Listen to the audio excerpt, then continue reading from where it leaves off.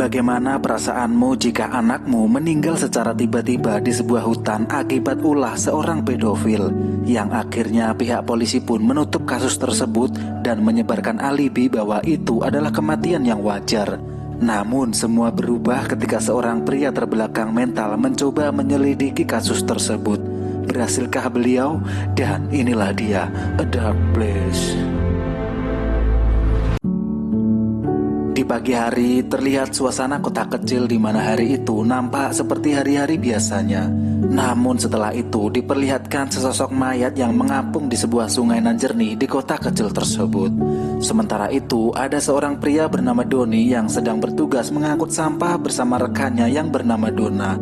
Di sana mereka melihat Tuan dan Nyonya Ziegler yang bertengkar tentang sesuatu di depan teras rumahnya.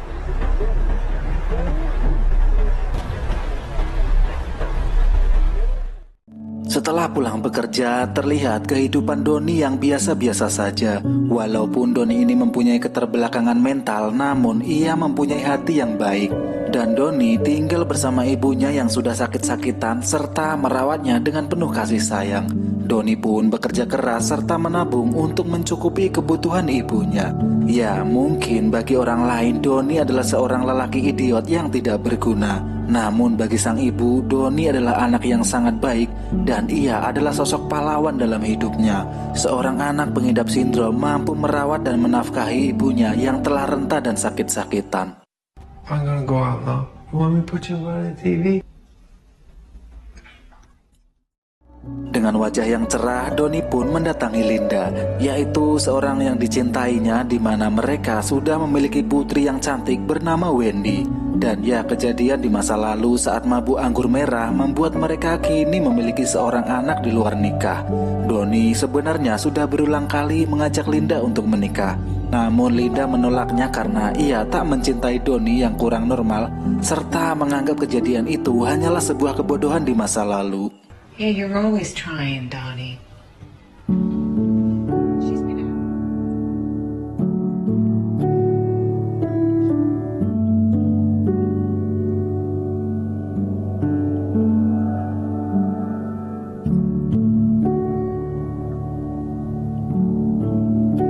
Lalu Doni dan anaknya Wendy kini mengobrol santai di kamar itu. Wendy pun memamerkan laptop Apple yang dibelikan oleh calon ayah barunya yang bernama Randy. Ketika Doni melihat beranda Facebook Wendy, ia melihat sebuah status dari seseorang yang bernama Justin Ziegler yang berisi status berkenaan dengan adiknya yang hilang. So what's the protocol, Tyler? Malam pun kini telah datang.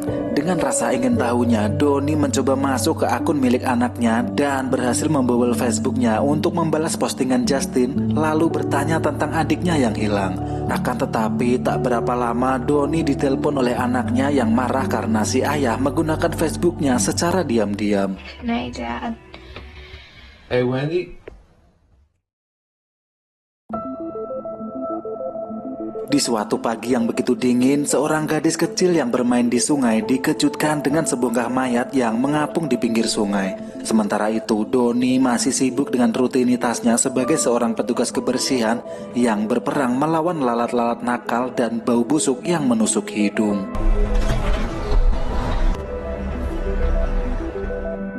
Siang harinya, Doni menyempatkan diri untuk mengucap bela sungkawa kepada Betty Ziegler, di mana ternyata mayat kemarin adalah anaknya yang sudah 2 hari menghilang.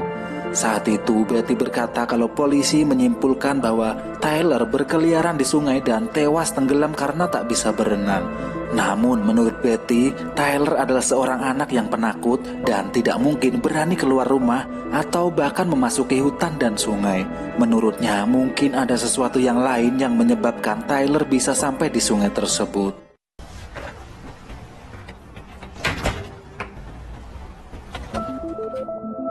Mendengar hal itu tentu membuat Doni menjadi penasaran dengan apa yang sebenarnya terjadi. Lalu ia pun mendatangi kantin Mbak Jane dan bertanya-tanya dengan pemiliknya mengenai kematian Tyler. Namun seorang sheriff yang bernama Benjamin juga berada di situ dan mendengarkan percakapan mereka. Lalu setelah itu Benjamin pun menghampiri Doni dan berkata bahwa ia tak suka dengan Doni yang mengungkit-ungkit masalah tersebut dan memaki-makinya yang sok-sokan berlagak seperti detektif.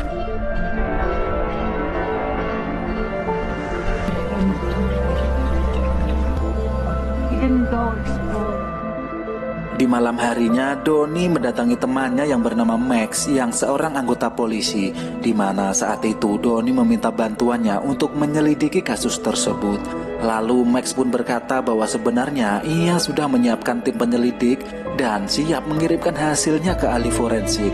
Akan tetapi Max menambahkan kalau kemudian Sherry Benjamin datang dan meminta untuk tidak dilakukan penyelidikan lebih lanjut. Mendengar itu semua tentu semakin membuat Donnie penasaran kenapa Sherry Benjamin menghalangi tim penyidik. Thanks, Max. Kini Donnie kembali bekerja mengangkut tong sampah di depan rumah keluarga Ziegler. Donnie diam-diam mencari petunjuk dan berhasil menemukan sebuah catatan telepon milik keluarga Ziegler. Ia pun mencoba menghubungi satu persatu nomor tersebut dan ditemukan nomor yang paling sering kontekan adalah nomor seorang dokter anak bernama Joel Pomorowski. Lalu di malam harinya Donnie pun mengirimkan pesan suara kepada Dr. Joel yang saat itu sedang tidak aktif. This is Joel. I'm not available to take your call, so please leave a message and I'll call you back. Selepas penat bekerja, Donnie mendatangi rumah pemakaman dan mencoba mencari tahu riwayat penyakit yang dimiliki oleh Tyler. Namun ia tidak mendapatkan jawaban di sana karena ia bukanlah kerabat dari keluarga Ziegler. Tidak menyerah dengan semua itu, Donnie kini mendatangi Justin Ziegler yang saat itu tengah nongkrong bersama teman-temannya. Di sana Donnie mendapatkan informasi dari Justin tentang Dr. Pomorowski yang memang sering mendatangi rumah keluarga Ziegler karena ibunya Betty Ziegler yang mempunyai riwayat penyakit.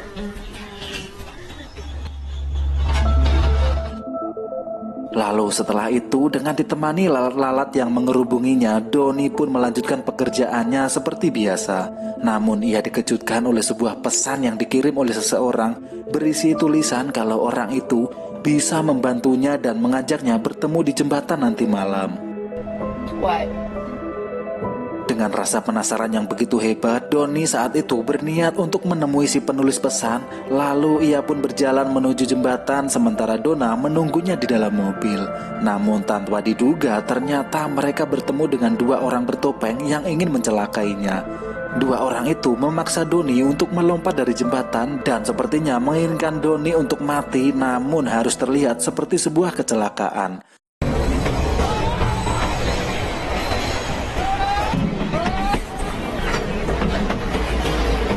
Beruntung datanglah Donna yang langsung menembaki pria bertopeng tersebut hingga membuat keduanya pun lari tunggang langgang.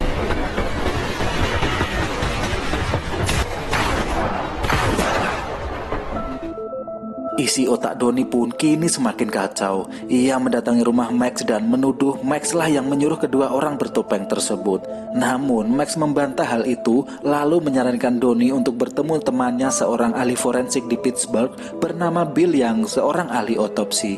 Saat itu mereka menduga kalau Tyler mendapatkan aksi kekerasan sebelum kabur dan tewas di sungai. Akan tetapi Max menolak untuk ikut campur terlalu dalam karena takut dipecat akibat mengurus kasus yang telah ditutup, dan akhirnya hanya saran tersebutlah yang bisa ia berikan kepada Donnie. Suatu ketika Donnie mendatangi Dr. Joel untuk bertanya tentang hubungannya dengan keluarga Ziegler. Mereka pun berdebat dengan amat panas, namun Dr. Joel mengatakan kalau tidak adanya otopsi dikarenakan Betty yang tidak mau melawan kehendak suaminya yang tidak menginginkan adanya otopsi. Mendengar hal itu, Donnie yang polos mencurigai bahwa si ayahlah yang membunuh anaknya. Lalu Donnie pun menyuruh ayah Tyler untuk bicara yang sebenarnya dengan mengancam akan menabraknya kalau tidak mau jujur. Namun si ayah membantah tuduhan Donnie karena tidak mungkin ia melakukan hal tersebut kepada darah dagingnya sendiri.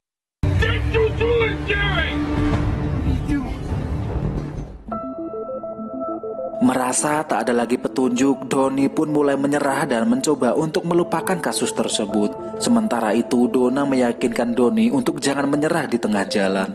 Lalu mereka pun duduk bersama, di mana saat itu Donna yang hendak mencium Donnie mendapatkan penolakan dan membuat hati Donnie pun bergejolak.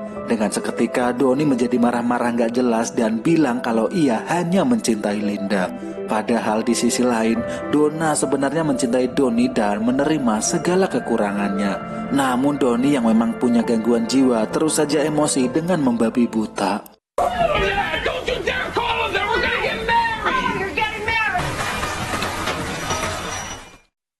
Di malam harinya, Donnie menemui Linda dan kembali meyakinkan Linda agar mau menikah dengannya serta bersama-sama merawat putri mereka yaitu Wendy. Akan tetapi Linda sama sekali tidak tertarik dengan Donnie. Linda juga menegaskan kalau ia tak mau mempunyai suami idiot dan gila seperti Donnie. I know you tell people that we was, but we wasn't ever. Buddy, Like you're psycho when you say things like that.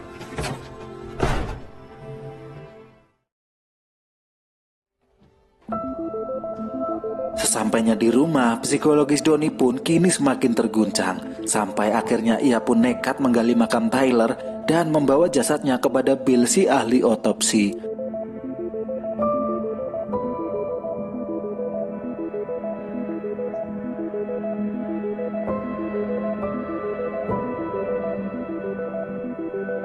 Setelah menyusuri jalan yang amat panjang, mereka pun bertemu dan menyerahkan jasad Tyler yang sudah berbau busuk untuk diotopsi oleh Bill. There's been no autopsy. Crazy.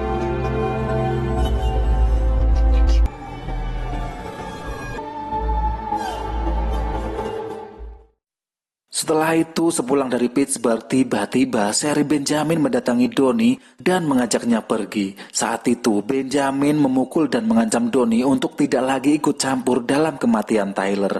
Donnie yang seorang berhati baik pun tak membalas pukulan si Sheriff Dajjal ini yang hampir membuat hidungnya patah. Lalu dengan teganya, Sherry Benjamin menyuruh Donnie untuk turun dan ditinggalkan di tengah jalan seorang diri. Let this go.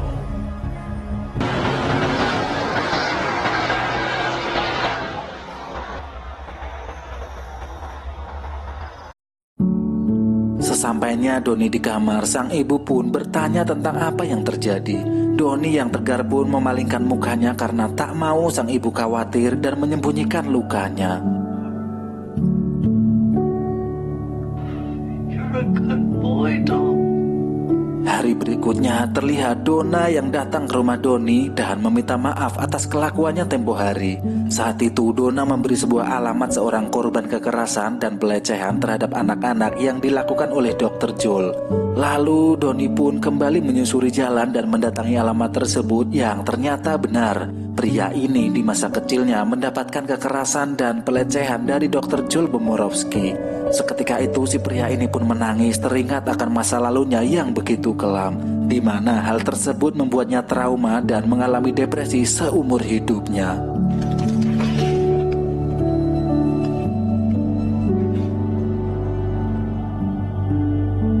Setelah itu, melalui panggilan telepon, Max mengabari Donnie bahwa hasil otopsi telah keluar dan terbukti bahwa adanya unsur kekerasan yang ditemukan dari hasil otopsi mayat Tyler.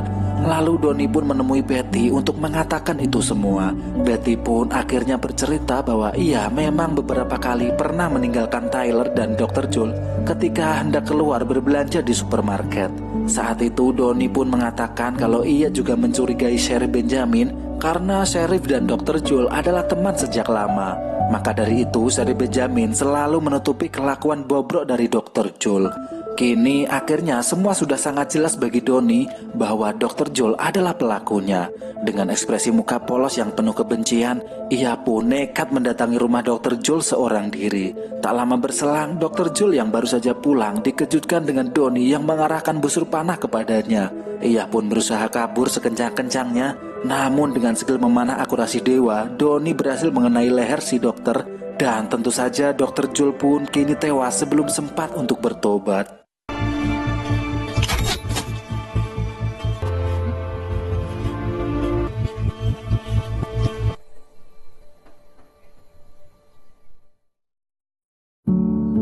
Dengan ditemani cahaya temaram senja, terlihat Donnie yang hanya merenung di sana. Ia pun tidak kabur dan tidak pula berusaha membuang barang bukti. Walaupun ia memiliki gangguan mental, namun hati tetaplah yang baik. Tak seperti mereka si para serigala predator anak-anak yang mengaku sebagai pelindung masyarakat. Tak lama kemudian, Sheriff Benjamin serta anggotanya pun datang lalu terkejut melihat temannya yang telah tewas dan hanya tersisa Donnie yang sudah siap bertanggung jawab dan film pun berakhir.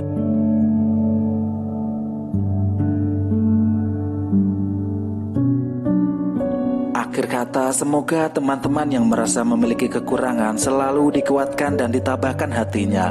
Kita sebagai manusia normal patut bersyukur dan harus selalu respek kepada mereka. Karena pada dasarnya kita tidak bisa memilih akan lahir dalam keadaan seperti apa. Saya Sobat Film, si beban keluarga undur diri dan gracias.